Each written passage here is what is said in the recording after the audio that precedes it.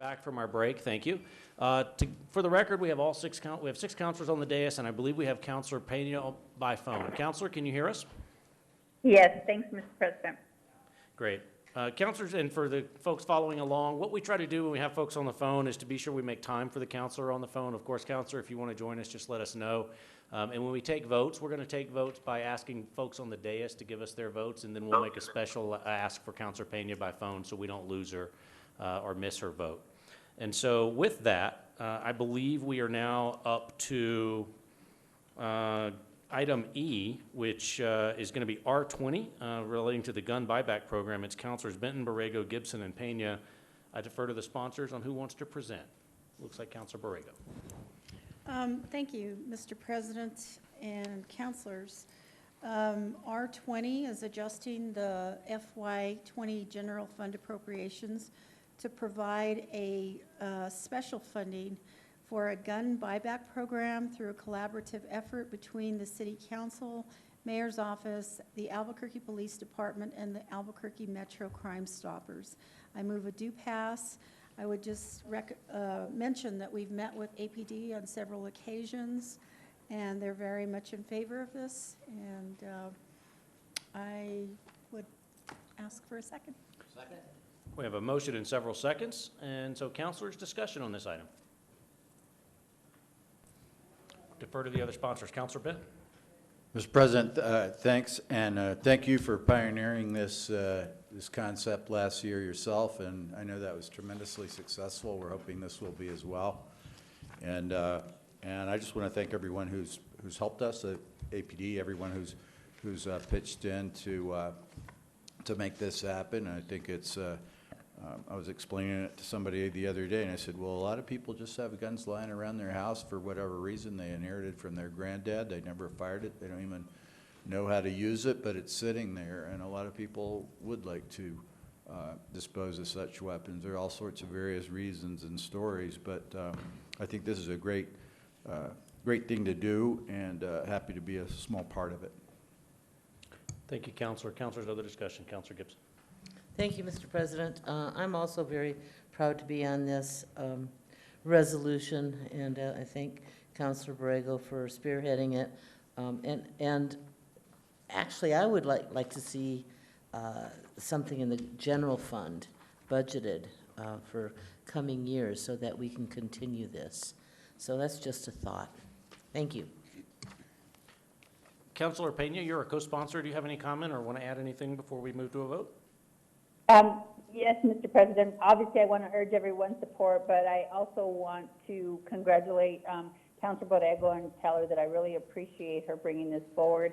I know it was successful in the past, and with these added dollars, hopefully it'll be more successful. And I agree with Councilor Gibson that we should look at continuing this program. Thank you, Counselor. And let me just add my note and just say, I really appreciate the administration and APD and Crime Stoppers working to develop this. I get a chance, for those of you who participated with us last year on that first pilot project, we collected more than 400 weapons that were turned over to a community arts organization that's looking at building some sculptures. I got a preview of that this weekend. It's absolutely amazing at what that looks like, and look forward to finding a great way to use those in a better message.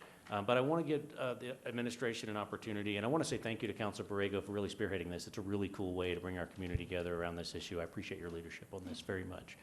Ms. Nyer, anything from the administration? No. Council President Davis, we're grateful for this. We like this initiative. Honestly, the first time this came forward, I wasn't sure who was going to show up or why we were paying people to bring us their guns. But I learned quickly because we heard so many great stories of people, for example, who had a gun in the home but then had someone else in the home who was struggling with some personal demons, and they said, I just want this gun out of my house. And if we can prevent crime that way, we certainly support these efforts. So thank you. Great. Other comments? Councilor Bassan, and then we'll go back to Councilor Borrego to close. Thank you, Mr. President. I just want to say that I think that it's prior to us voting, I want to make sure to be very clear that I don't think any of us are supporting any Second Amendment issues here, but as a mom if there's someone that's willing to return or, sell their gun, or if they're worried about their safety, I think that we're living in a day and age that we need to do whatever we can to try to increase safety and minimize some of the risks that we have. And I think this is a very fair way to do it without compromising anybody's constitutional rights. So thank you all very much for being proactive about it. Well said. Counselor Borrego to close. Well, I'd love to see this initiated this spring, and I think the average that Counselor Davis and I spoke about was about $100 a gun, and some of the bigger guns probably a little bit more. And I just urge your support. Thank you. Thanks. Counselors, we're going to try this with Counselor Pena on the phone. So first, we'll take, for counselors on the dais, all those in favor say yes. Yes. And Counselor Pena. Yes. And so that's 7-0. Congratulations, counselors. That item passes. I think that was fairly painless. Next up, item F, R21, establishing the city's budget priorities for the FY21 city budget. I move a do pass. Second. A motion and a second from Counselor Benton. Counselors, before we move to amendments, and I know we have a few, I just want to acknowledge and say thank you. This is the first time we've tried this process. We heard some input from counselors over the year, basically saying the ECs that we get back from the administration, reporting back on budget objectives and early ideas that we try to work through together, and finding a way to support the Cal Chair, Counselor Benton, to come up with priorities that the city council wants to see in the budget as well. And this is the first time we've tried to do this to mirror our responses or the way we manage our state and federal legislative priorities. And so our first draft was a few of those that came out of the budget objectives that were included from last year. And we've had a chance to see those. And so we have a couple of amendments on the floor by various counselors. And so if it's okay with council, I'm just going to take these one by one. If that's okay, we'll start with amendments and then work our way back to the bill. So I'll take I'm trying to figure out how to do these in the right order. I'm going to take Counselor Bassan and Borrego first on a public safety priority. That'll be floor amendment number 1. Counselors, this is the one sponsored by Counselors Bassan and Borrego, and I'll leave it to those counselors to present. Thank you, Mr. President. We have our giant situation in Albuquerque with crime, and I think that public safety is everybody's topmost concern. So in addition to many, many other things that are highly important, but floor amendment number one, thank you. Floor amendment number 1 is on page 2, after line 8, insert the following. Increase funding available for wage increases and other programs to recruit and retain police officers subject to contract negotiations. And secondly, then renumber the subsequent sections accordingly. Again, this amendment adds a public safety budget priority where we can actually make sure to be aware that we are trying to work with every possible ability to fund these wage increases, longevity, and other programs. So I urge your support. Second. We have a motion and a second from the sponsors. Before I go to counselors, I just want to ask the administration, are you okay with this? I know this was included as a recommendation from some folks to be sure we recognize the ongoing need for our union negotiations, particularly with our first responders. Council President Davis, sure, we've done this every year, and we plan to continue to negotiate fairly to appropriately compensate our first responders. Great. Counselors, other questions or other discussion? Counselor Benton. Just also for Ms. Nair. But I think it's fair to say that we are very, very competitive regionally with our pay at this time. Council President Davis, Councilor Benton, yes, we are, and it continues to be sort of a competition regionally and nationally for Right. all first responders. Thank you, Mr. President. Yeah, I saw that Santa Fe's upped the ante, so, I'm sure We're always it will not end. Thank you. Counselors, other discussions on this items? Counselors, to close? I think this is a great idea. I think that we need to value our first responders, and this kind of tells them that we do value them. But it also sends a message that union negotiations are important, and I think that I urge your support. Thank you. All those in favor, all those on the dais in favor of council amendment, floor amendment number 1, say yes. Yes. And Counselor Pena. Yes. And that item carries unanimously. Next up, I'm going to turn it back over to Councilors Bassan and Borrego for your amendment number 2 relating to governmental excellence and effectiveness. Counselor Bassan, you're doing a great job. I think that means she's punting this to you. Oh, okay, I have it here. If you, Thank you. So I guess I was supposed to make a motion that last time, so I make a motion Great. for this amendment number 2 for R 2021 on page 3, line 28, under budget priority, governmental excellence and effectiveness, item 4, insert the term "and project managers" after city engineers. The reason for this is, with research and information, conversations, and looking at other cities and what they're paying, this is not to say that this is going to equal the playing field with exact dollar amount for, I think I'm out of order with this, but sorry. Motion? My motion? You have a motion, and Council Second. Borrego seconds. yes. Thank you. Do you want Counsel Borrego? discussion? So, well, I do want to finish that part too, I'm sorry. but I just forgot to motion in a second. We got it. Thanks. It's okay. So with this, I think that, so there's, the engineers are in charge of the horizontal construction, and then the project managers are in charge of a lot of the vertical construction within our city. And this also encompasses architects and other managerial and the guidance with that. So I think that it's really important that we make sure to have the equitable pay raises for that, which is not to be said and confused with equal. And I think that's something that is easily confused when it comes to the details in that. So I just urge your support with that. Councilor Borrego, maybe? Councilor Borrego. Yeah, I think we have seen sort of an uptake in the last couple of years with regards to losing some of our engineers to Sandia and some of the other, maybe DOT and other places that maybe were providing a little higher compensation. And that puts a little bit of a sort of delay, I guess, in some of our projects. And I think we recognize this, and it's important that we appreciate these people because, these professions, we need to encourage them to come and work for the city. And I think this is a really important measure to ensure that that happens. Thank you, Councilor. Councilors, other discussion? Councilor Gibson. Thank you. And I would like to make sure that all city employees are paid fairly.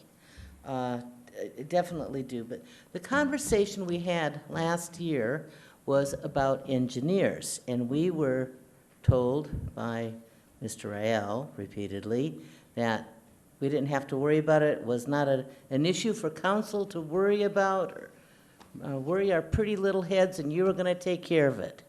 We're still in the same boat we were last year. So, and I don't know the history for the managers, project managers, but so I'm going to be voting against this because of that, because the conversation we had with engineers and our ongoing problem in retaining engineers. So, thank you. Thank you, Councilor. And could I ask the administration just to remind me, Ms. Nair, I think you spearheaded a request in a project last year to add some funds to help us look at incentives to recruit and retain hard to recruit and hard to retain positions, and these were some of those. I know we'll get into this in the budget, but does the administration have any comment? I know you've been working on this. Sure, Council President Davis, councilors.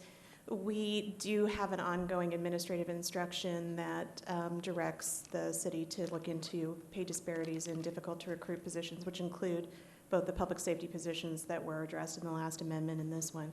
And then I believe it was in the budget process last year that actually Councilor Jones and Councilor Benton raised the issue of needing to reallocate funds for increases for the professional positions that were related in general to the DMD and project management. I don't think you were as quite laser focused as this. Probably by the time the budget comes to you, this will all be moot because we did do a salary survey during the course of the year, as we had said that we would, and that paperwork is on its way to my desk. And I know the council would never want to interfere with sort of merit system ordinance and that level of detail, but this is probably going to be done by the time you get the budget, but we're glad to know you support it. And Counselor Gibson. Thank you for that. Thank you. That's good news.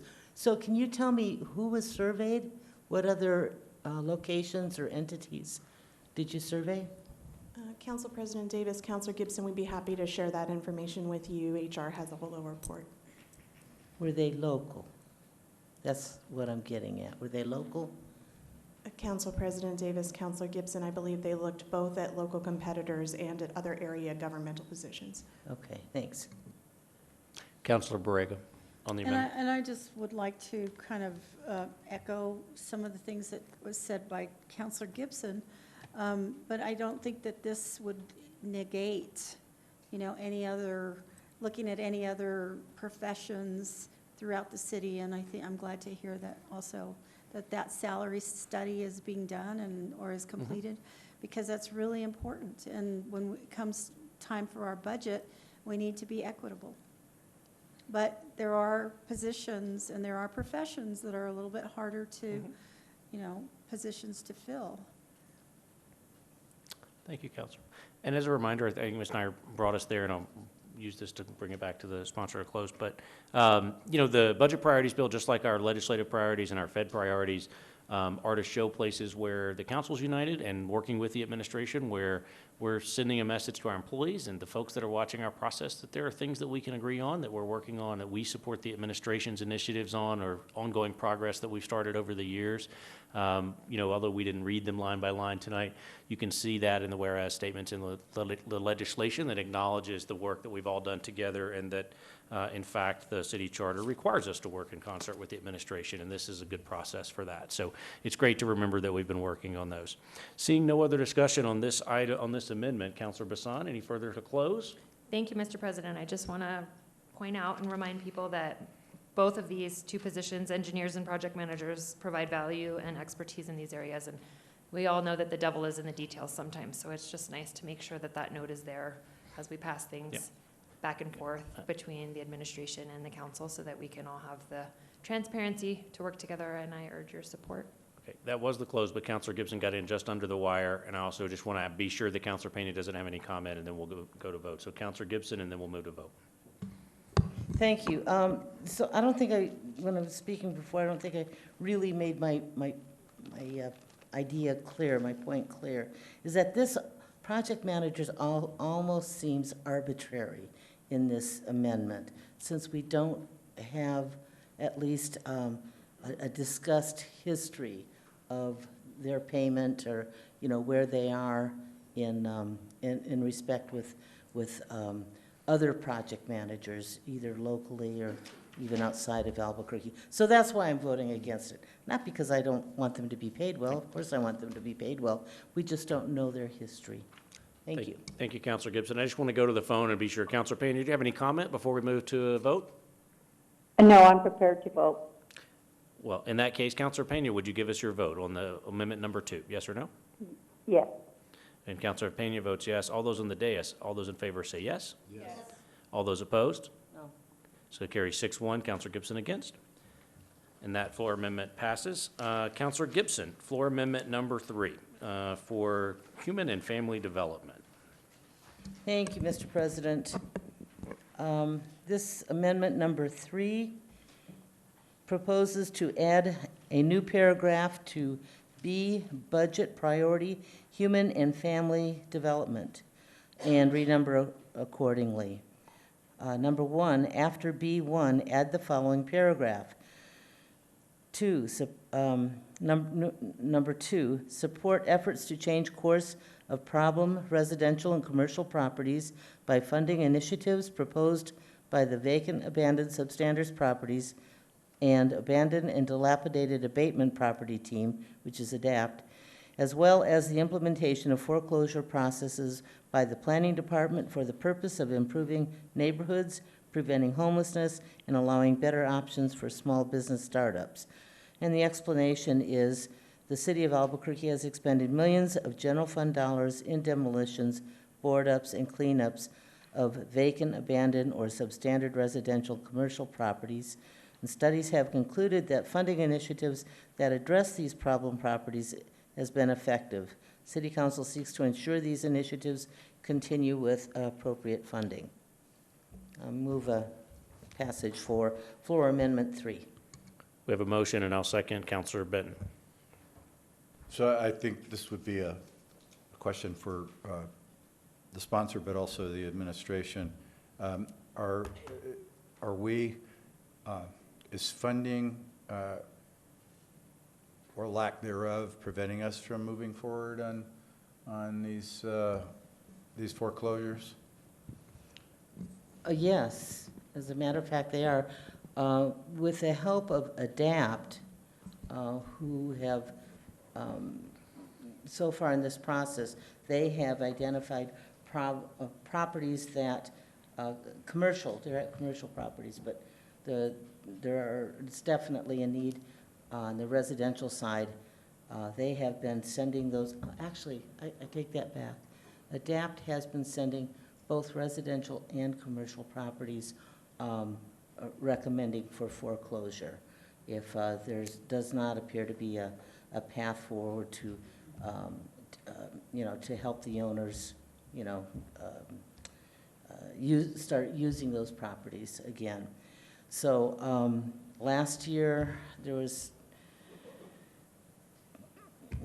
after just sending out letters, $250,000 was collected from these owners, and there was a scramble. So they several of these owners not only paid off their municipal liens, but they also fixed up their properties. Some of them put them on the market. So we're finding that just even a little bit of pressure really does help. And so far, the city has not, pressure up to foreclosure, actually, going that next step gets results.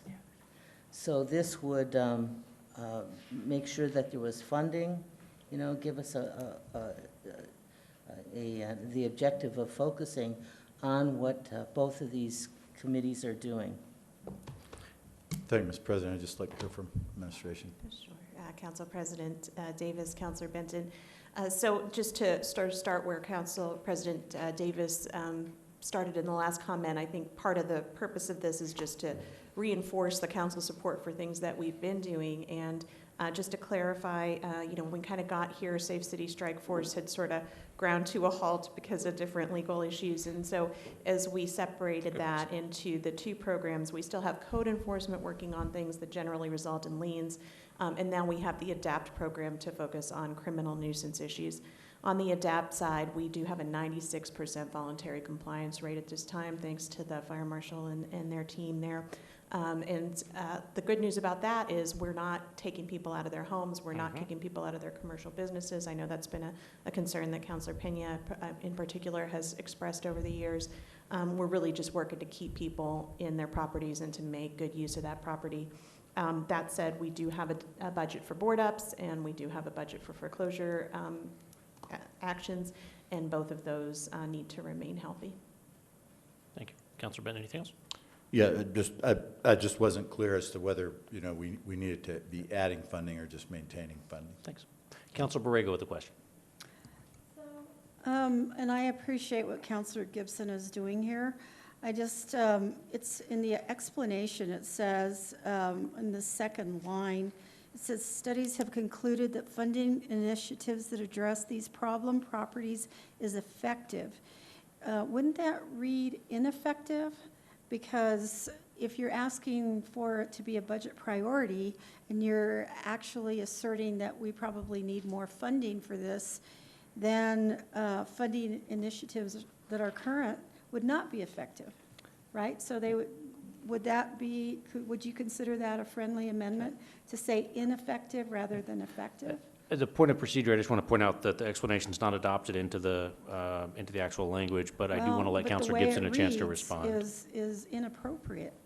I want to give, Counselor Gibson a chance to respond and the administration to respond if they want. I think they mentioned some some statistics about the investments and their effectiveness. Counselor Gibson.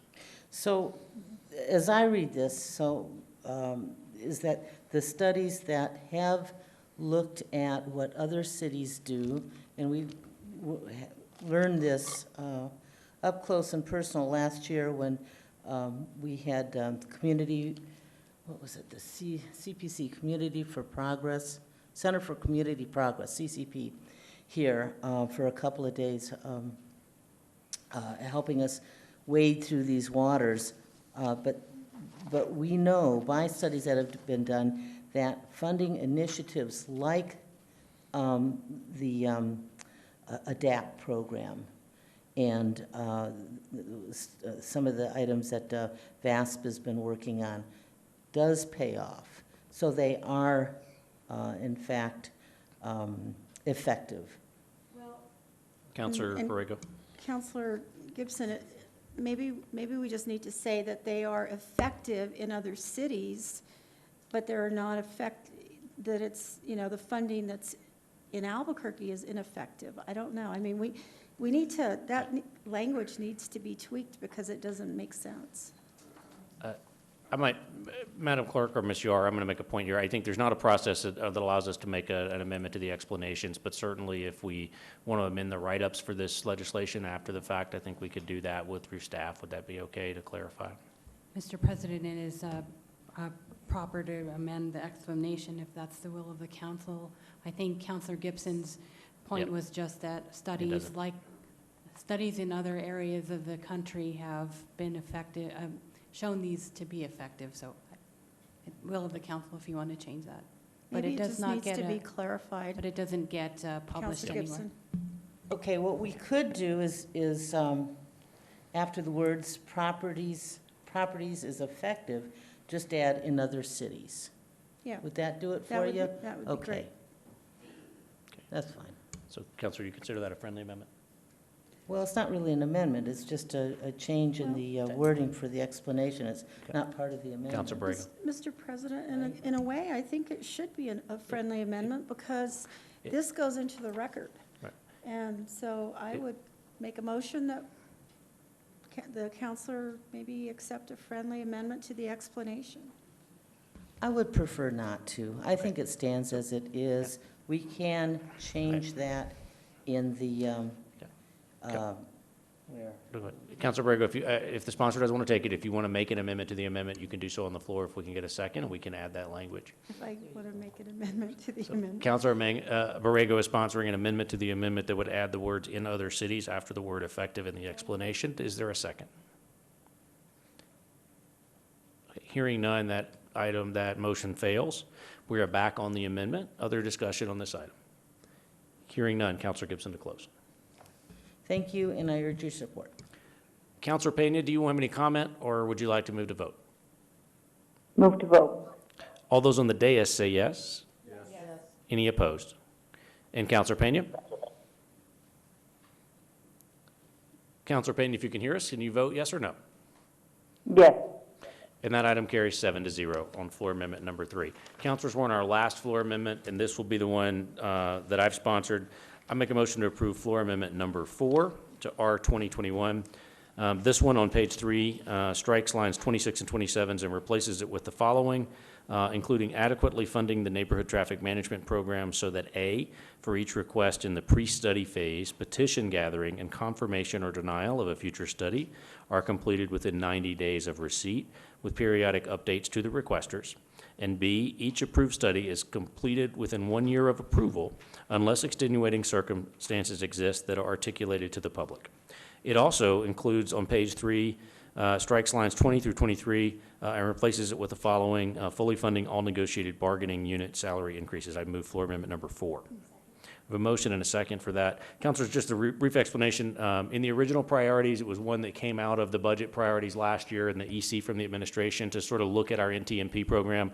I appreciate very much the administration looked at that with us to look at the needs and requirements and how that process could be improved. And we know we're working to make some amendments to our NTMP ordinance, but we wanted to be sure that they had the budget to implement it by the time it got done. And so this is administration recommended language. The second section is simply removing the language that says all city employees get equitable raises, because counselors had returned us back to some of those budget priorities that we discussed earlier, and we wanted to recognize the role of collective bargaining. And so this simply just recognizes those other amendments that we passed earlier. Are there other questions on this item? See, from the administration, Ms. Nyer. Thank you, Council President Davis. Just a word of caution. I mean, Yes. obviously, if we negotiate an increase, we believe in it and we believe that it can be funded. However, just wanted to remind, and for new counselors, inform that we did have to settle an incredibly expensive lawsuit with the bargaining unit Yes. due to a dispute over what the council's obligation was to fund or not fund a negotiated salary increase, and you might want to think about how those two things interact or act your counsel on that topic. Ms. Nyer, if you had a recommendation for something different, I'd be happy to entertain it, or we could remove that part and just strike that old language just to be sure. We just didn't want to have conflicting language that said everybody across the board is equal, and that might conflict with something that you negotiated later.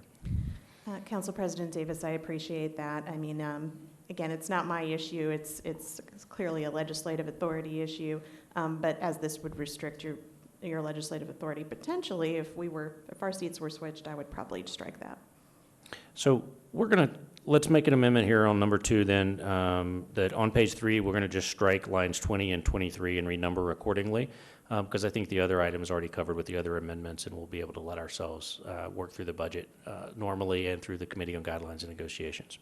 So we'll make that as a floor or a edit, since it's mine anyway. Any other discussion? Hearing none, all those in favor of floor amendment number 4 say yes. Yes. And any opposed? And Councilor Pena? Yes. Thank you. Councilors, we have the bill as amended with 4 extra new priorities. Any other discussion on the budget priorities bill? Seeing none, all those in favor say yes, and the bill is amended. Yes. Councilor Pena? Yes. And that item carries 7-0. Thank you very much. We're on to our very last item tonight. Item G is Rules Amendment number 1. This is a rule amendment that we discussed at our last meeting, and several councilors wanted to bring some other items forward as amendments. And so to get us started, I'll move a due pass on Rule Amendment number 1. I have a motion and a second from Councilor Jones. Councilors, you'll remember that part of this was a request from some councilors to see what we could do to structure our meetings a little better, to guarantee some time for proclamations at the beginning of our meeting, and some certainty for which ones of those we'd be presenting, while also ensuring that we had adequate time for the other business of the council. I see that we have one person signed up to speak tonight, Mr. Dominski.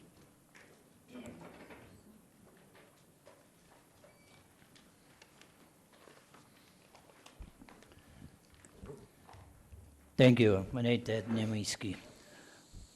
For one thing, I have to admit, I have to say I do support. I do support. And I also asking council for new amendment, term limit. That is next on my agenda. Thank you. I don't know what to say. Thank you, Mr. Dominski. Councilors, we have a number of amendments that were presented earlier in the packets and are available in the iPads. We also have one floor amendment from Councilor Gibson. I know a number of councilors had different ideas. I'm not sure who wants to actually present theirs tonight, and so I'm going to leave this to sort of Game of Thrones style. Who wants to go first? Councilor Borrego. I would present to you my floor amendments. Make a motion. And that, Councilor Borrego, would you do us a favor and read that into the record for us really quickly? How about I read it for you? Councilor Borrego, tell me if I'm right on this. Floor amendment number 1 would read as follows. On page 1, striking lines 5 through 11 and replace as follows. No more than 2 proclamations per councilor may be considered at any meeting, provided that the total time allocated for all proclamations by councilors shall not exceed 15 minutes per meeting. The sponsoring council shall only state the title and subject matter of each proclamation during the announcements of each. Is that right? Okay, so we have a motion for floor amendment number 1. We have a second from Counselor Basad. Counselor Borrego, do you want to explain this amendment? Basically, what it does is it amends our original bill to allow each counselor to bring forward 2 amendments if they would like, and only read the title into the record, as we did tonight, and we did at our last meeting. And we would limit our proclamations to 15 minutes. Thank you, Counselors. Counselor Jones. Counselor Borrego, I'm sorry, but I don't have this in writing. So the question is that 2 per counselor per meeting? Yes, and So we it would should have be up in your to- iPad. So we would have up to 18 proclamations per meeting? Well, I mean, and we don't bring that many at one time. But ma'am, that's what you're saying, Counselors, you're going to allow. let's be sure to go through the chair so I'm that we can sorry. keep this in order. I'm sorry, Mr. President. Counselor, I'm a bit confused. If it says 2 per counselor per meeting, that means we could have up to 18 proclamations per meeting. Counselor Not Borrego, ex- that would be up I to- saw you wanted to respond to that item. Are you good? You're Yeah, okay? I think I already Good. did. Thanks. Counselors, other discussion on this item? Let me just say, Counselor Borrego, you and I talked about this. I appreciate it very much, and I do see where you're coming from. And I appreciate your willingness to try to experiment a little bit in the last couple of meetings about ways to include more folks in this process. I don't think it's necessary to limit it just to the title. I think sometimes the accomplishments of some of the groups or the recognition is incredibly important. And I think in some cases, as you've done, it's prudent for us to sort of reduce that down to a more digestible piece, but I don't think I'm not comfortable doing that in the rules. And so while I think I might support some other pieces, I wouldn't support that one. And so I would have to vote against this amendment as written. And but I do think there are some other amendments tonight that get to some of the time that we can discuss as well. Any other discussion, including Counselor Pena, if you wish? Hearing none, all those in favor of floor amendment number 1 say yes. Yes. I think I have 3, which I believe is Borrego, Bassan, and Pena. All those opposed? No, which is 4. So that item will fail. Counselor Gibson, do you want to, I'm sorry, Counselor Pena, you had a comment? No, I think she's fine. Counselor Gibson, did you have an amendment you wanted to present? Yes, Mr. President, thank you. This will be floor amendment number 1. On page 1. I'm going to credit, I'm sorry, it's going to be floor amendment number 2 for the record. Oh, I'm sorry, that's right. Amendment number 2. This is on page 1, line 7. Insert the following after the word year. Except that the president may approve additional proclamation presentations in excess of 4 per counselor per year, per calendar year, so long as the proclamation request is presented to the president for consideration at least 1 week in advance of the meeting. And the explanation, I'll read the explanation. It is that this amendment grants the council president the authority to allow more than 4 proclamations per counselor per calendar year. This effectively allows an exception to the 4 proclamation limit without necessitating a vote on a rule suspension. And the other thing I can add to this is that asking for the proclamation request 1 week before the council meeting would not only give the councilor a chance to make sure that somebody could come in, and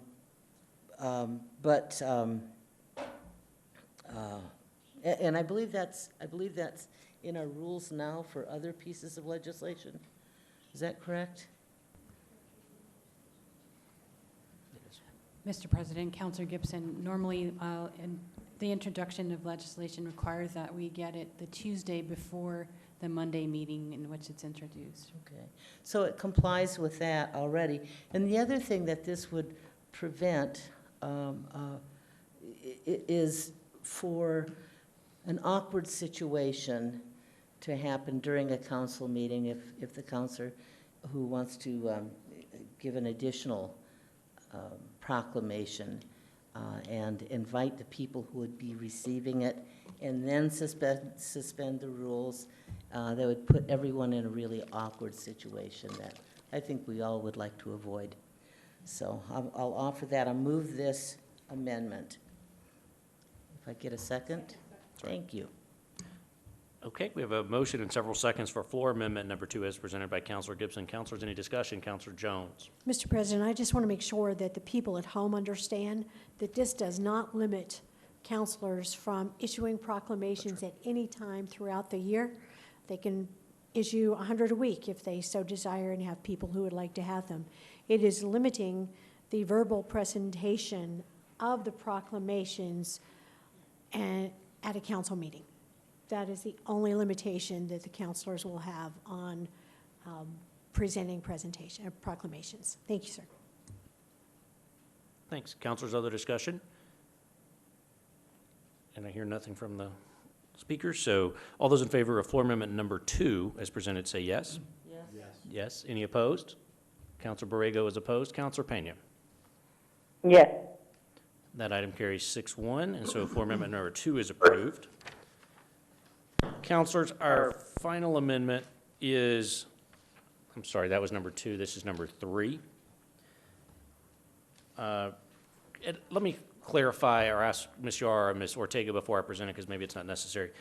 We just had the discussion about being sure that the proclamations are presented in early enough for staff to have them prepared and included on the agenda. It's also good for public notice. And I think we lost the counselor, but we'll be back. So we're going to continue this discussion for a minute until we get her back. It's fine. That other rule for pre-filing legislation has not technically been interpreted to apply to proclamations in the past. Do we need to clarify that if we wanted to make that a new part of the rules? I know Ms. Ortega worked on this, but she's also working on the phone, so we'll give her just a second. That's fine.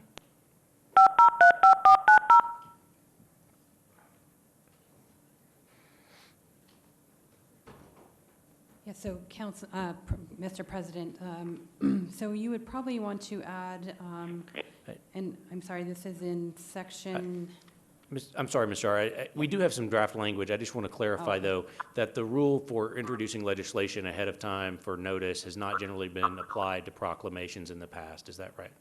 yes, that's correct. And so with that knowledge, and thank you both, I want to present floor amendment, what I think is number 3, which is the one in your iPad sponsored by me, but for those who don't have it, let me read it to you very quickly. It also allows that the council president may prescribe a time for the presentation of each proclamation, provided that the total allocated by councilors shall not exceed 15 minutes per council meeting, and I'll let staff sort of bring those together with the other amendments. But it does say that councilors wishing to sponsor a proclamation shall request assignment to a meeting agenda subject to approval of the president, and shall file the topic or title with the council clerk no later than 10 a.m. on the Friday preceding at the meeting at which is to be presented. In short, it ensures that anyone who wants time on the agenda for a proclamation notifies our clerk so that it can be included in the agenda. The public knows that we're going to do that, and we still preserve the right to suspend the rules to add last-minute ones if we need so, but it does provide our staff with more time. I'm sorry? And so let me move the floor amendment number 3. It is in the iPads. I'm happy to give you a copy of my version if you'd like. But I need a second if we want to do that. Second. We have a motion and a second from Councilor Benton. Councilors, taken with the other amendments that we've done tonight, this simply allows the council president, if we have multiple competing proclamations, to assign time to each so that we're ensured that they're all done fairly for those that we know we have. As a general rule, we won't need that, but every once in a while, if we have 3 or 4, we want to be sure that everybody gets their time under the 15-minute rule. Any other conversation about that item? Councilor Gibson. So I have a question about this. I could still, last minute, come to you and ask to do a proclamation even the day of the council meeting. Is that correct? Councilor Gibson, under this rule, you would have to present that and file it with the clerk by the Friday staff meeting by Friday at 10 a.m. for including on the agenda. The only way you could add one after that would be by coming to council to vote to suspend the rules to add one at the last minute, say at a council meeting. And then the other thing I noticed here, provided that the total time allocated for all proclamations by councilors shall not exceed 15 minutes per council meeting. So we don't know in advance how long things are going to take. And I found that everything takes a little bit longer than I think it will take. Counselor, you're right, and some of this is duplicative from some of the other, one of the other amendments that we already passed about the 15-minute limit. But essentially, this allows us going in, if we have 3 proclamations, for example, for us to make the announcement out front that we only have 5 minutes for each proclamation, so that someone could take their picture or do other things at another meeting or elsewhere. But it just ensures that there's a process by which we determine how long proclamations take. For example, if we have a very big one for a sports team, we may collectively decide that needs a few extra minutes, but this ensures that no one proclamation takes 12 of the 15 minutes, for example. If I may, Mr. President. Yes. So it seems like where we are now with the amended rules amendment, that we have things covered, and I'm not sure why we would, advance this. I still have a problem with the 15 minutes because we don't know how long things are going to take. Number one, it could be 5 minutes per proclamation. It could be 15 minutes per proclamation. And now, the 10 a.m. on the Friday preceding, I don't really have an issue with that so much, although I think that it's a better call to keep it at 1 week, and presentations, that's something else. So anyway, I don't think I'll be supporting this. I don't think it's adding anything to the rules amendment as we have it set up now. Thank you, Thank Counselor. you. And if the council votes this down, I think we'll bring back one last amendment. It would just be that second sentence, which will be the 10 a.m. notice, so that we have it in time. So if you do both of, if we adopt this amendment, we won't have to come back for one more amendment to consider that. But if we reject the 15-minute rule, we'll come back and consider the 10 a.m. deadline, and we'll be done. Counselor Borrego. I agree with Counselor Gibson, but I'm going to not support the amendment, and I'm not going to support the bill, because I think that we are restricting a democratic process, which is a public process, and I understand the timing issue, and if it means that we amend just to have, 4 proclamations a year, and that's all, I think we're essentially splitting hairs here, and on an issue that, is the right to the public. So I'm just going to vote no on all of this. Thank you, ma'am. Counselor Jones. Thank you, Mr. President. I'm not confident that we need the one that you've brought forward, I'm sorry, but in fact, it is our right to present to citizens any time that we think that is important or necessary or we would like to proclamation. This is simply limiting what's done on television.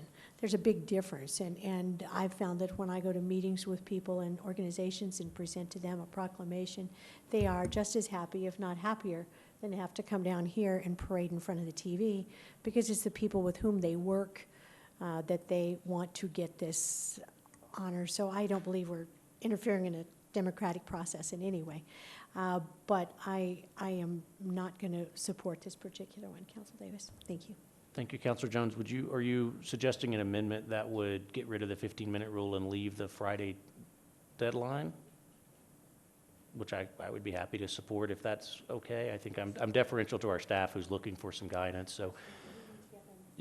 Okay, so Counselor Jones is amending the amendment to remove the first sentence, but preserving the Friday 10 o'clock deadline for filing. Ms. Yara?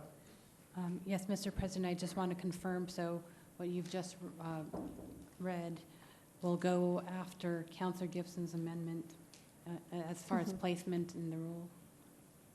That's correct, yes. Counselor Jones, is that correct? Yes. Thanks. So counselors, as on the floor, and I'll second that, the amendment would begin with counselors wishing to sponsor. Counselors, any other discussion on this amendment? All those in favor of the amendment as amended, say yes. Yes. So all those in favor say yes and raise your hand. Yes. 1, 2, 3, 4, 5. No. Counselor Borrego and Counselor Pena.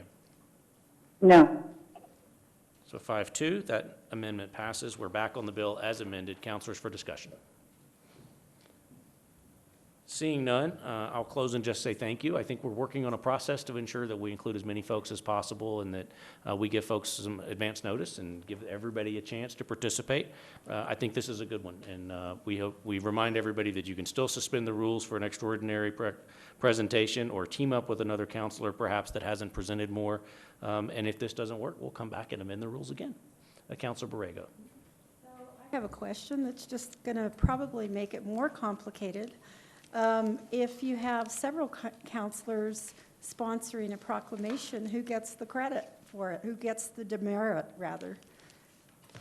Councilor Borrego, it's a good question. I think we'll determine that based on whoever the sponsors determine is the lead sponsor for this purpose. So if one of those sponsors has expired their sponsorships, I'm sure they could get another sponsor to step up and do that. Councilors, other questions? Anything from staff? I don't think the administration. Mr. President, Ms. Yar. we actually need a final vote on Amendment 3 as amended. I'm sorry, Thank you're you. right. Councilors, all those in favor of Amendment 3 as amended? Well, I'm sorry, I think we took the Councilor Jones amendment as a friendly amendment. And so the vote we had was on the amendment, I'm Got sorry, it. just to clarify. Since it was my amendment, I adopted it, it's fine. So we're back on the bill as amended. All those in favor of Rule Amendment number 1 on the dais, say yes. Yes. I see 5. All opposed? Councilor Borrego, Councilor Pena. No. Councilor Pena is a no. That, at 5-2, that rule amendment is adopted. Seeing no other business before this council, we are adjourned. Thank you, councilors. Good job tonight.